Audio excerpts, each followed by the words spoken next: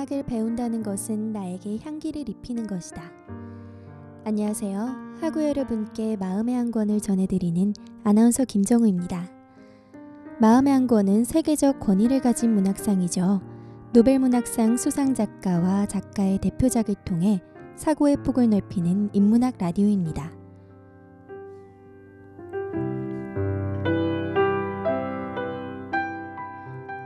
류시화 시인의 책 새는 날아가면서 뒤돌아보지 않는다에는 이런 구절이 있습니다.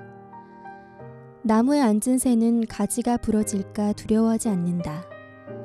새는 나무가 아니라 자신의 날개를 믿기 때문이다. 우리는 삶의 어느 순간에서 진정한 나일 수 있는가에 대한 고민. 이것이 우연히 만난 새와 맞닿았을 때 우리는 내면의 날개를 인식할 텐데요. 익숙한 것과 결별하고 내가 옳다고 느끼는 길을 정답으로 만드는 것. 그러면서도 모두가 자신의 여행을 이해하리라 기대하지 않는 것이 곧 날개에 대한 믿음, 즉 나의 인생이 아닐까 싶습니다. 다수가 선택하는 길을 벗어나면 낙오된다는 보편적이라는 기준이 오류를 면제해 줄 것이라는 가치에 대한 믿음. 이를 넘어 마음에 담긴 길을 걸으려 편견의 반대편에 서는 삶의 가치. 두 평행선 사이에서 우리가 향하고 있는 발자국은 어딘가요? 그럼 오늘의 저자 솔 벨로의 오늘의 사바라에 나오는 구절로 마음의 한 권 시작해보죠. 저는 이런 말도 들어봤습니다. 그 사람의 가치는 그가 사랑하는 것에 의해 정해진다는 말이요.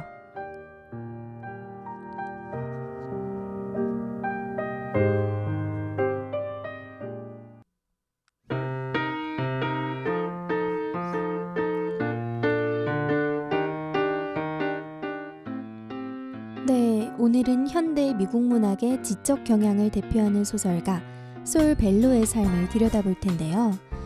그가 주장하는 인간과 일상에 대한 사랑, 그리고 본질적 영혼에 대한 추구는 솔 벨로가 생전에 가졌던 인터뷰에서 잘 드러납니다. 영혼의 결을 따라가는 것은 여전히 혼란스럽다. 그것을 발견하기는 정말 어렵다. 하지만 그것은 우리의 바쁜 일상에 담벼락에 항상 새겨져 있다. 그리고 우리의 시면에서 항상 꿈틀거린다. 나는 그것을 그리려고 노력할 뿐이다. 이러한 솔 벨로의 문학관을 보면 그의 작품은 인간에 대한 이해와 현대 문화에 대한 섬세한 분석을 보여준다 라고 밝힌 스웨덴 할리먼의 노벨문학상 선정 이유가 더욱 돋보입니다. 더불어 그가 뉴욕, 미네소타, 시카고 등 여러 대학교에서 교수직을 맡았고 또 명예박사 학위를 수여받은 학구적인 작가라는 점에서 특유의 지적인 섬세함은 두말할 필요 없는 사실로 평가받고 있는데요. 사실 무엇보다 주목해야 할 점은 그가 현대인들의 내면에 지속적인 관심을 가졌던 작가라는 점에 있죠. 문학이란 인류 전체를 대변해야 하는 것이라고 믿었던 그가 그린 것은 고독한 현대인의 모습이지만 비관적인 분위기에 머물지 않고 삶의 희망을 전달하고자 했다는 점에서 돋보이는 작가가 아닌가 싶습니다. 내 마음에 동요가 일고 마음속에서 원해, 정말 원해라고 외쳤다. 그 소리는 매일 오후면 들렸고 떨쳐버리려 노력할수록 커졌다. 이 문장은 솔 벨로가 작가라는 직업을 선택한 이유를 고스란히 보여주는데요. 소설가 김현수의 책 우리가 보낸 순간에서 나온 구절. 인생은 놀이공원이야. 해볼 건 다 해보고 나가야지 본전을 건지는 거야.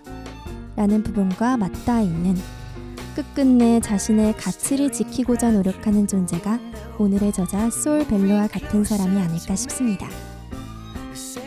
이러한 점에서 주로 소외된 인간을 주인공으로 등장시키면서 억압받는 상황과 그들을 둘러싸고 있는 부조리한 상황을 능란하게 그려냈던 작가라고도 표현할 수 있겠네요.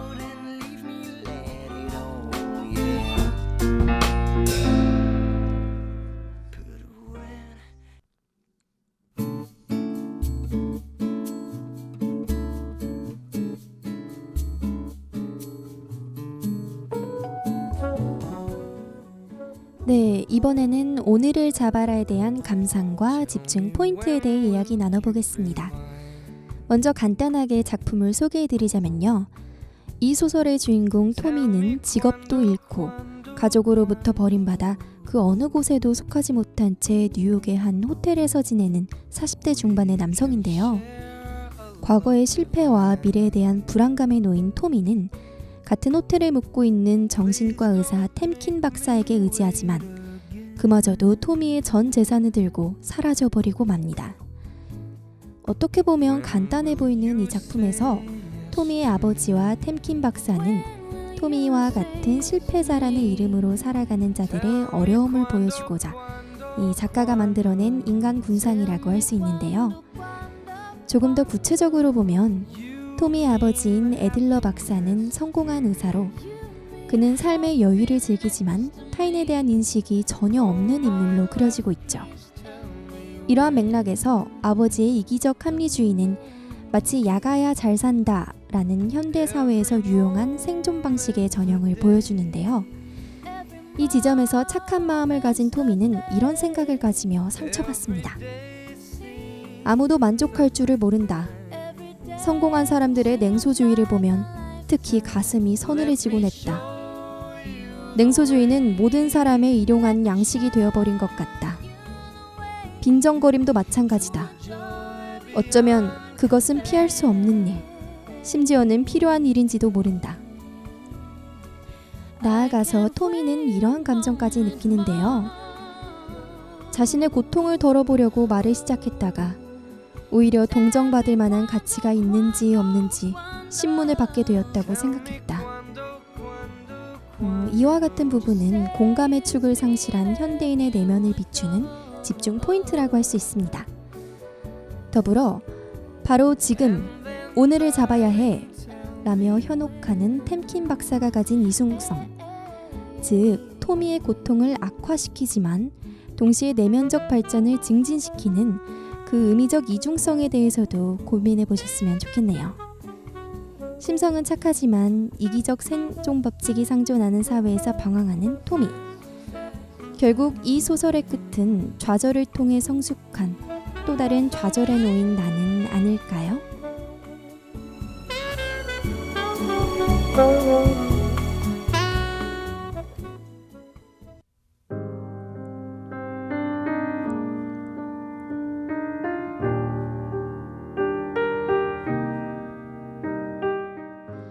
네, 오늘의 마음의 한 권, 솔벨로의 오늘을 잡아라 어떠셨나요?